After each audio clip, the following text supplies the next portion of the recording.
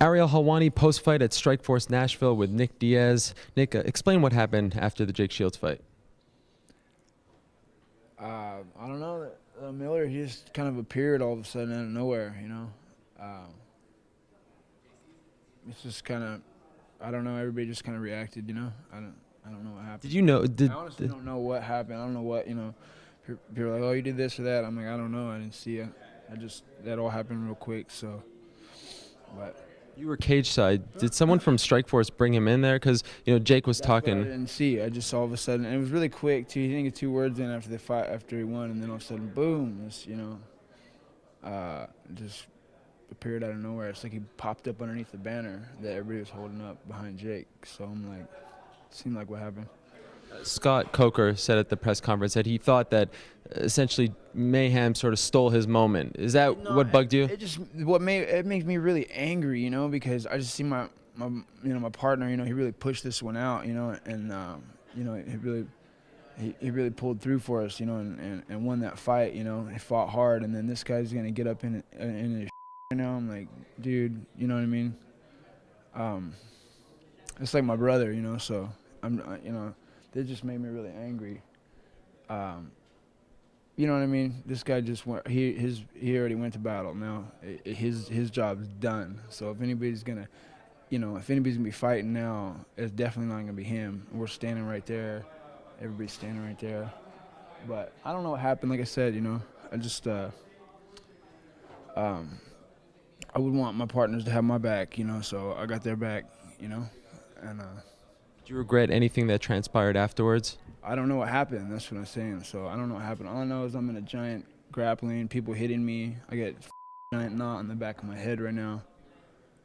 So like I said, I don't know. I'm like, someone hit me in there. I don't even know what happened. After I got hit with something, somebody hit me, and then I'm just angry.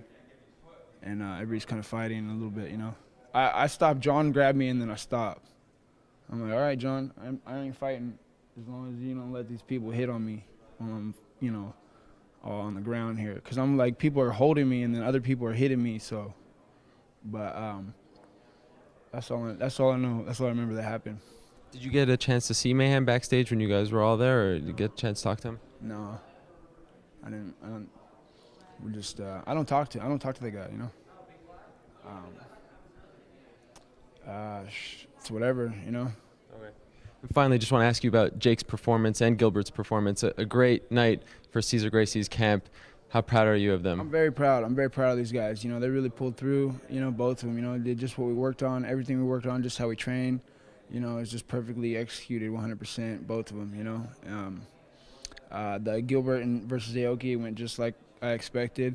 And Jake versus Dan Henderson, it went pretty much somewhat what I would have expected.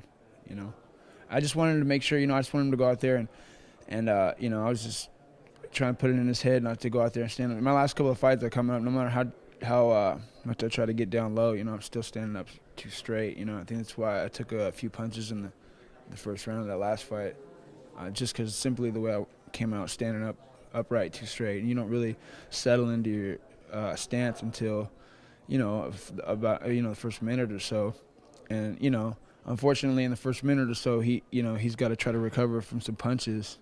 And I don't think it was so much that he's hurt. I talked to him too, to make sure. And I know what it's like to be in that sort of a situation. It's not so much that he's hurt and stunned.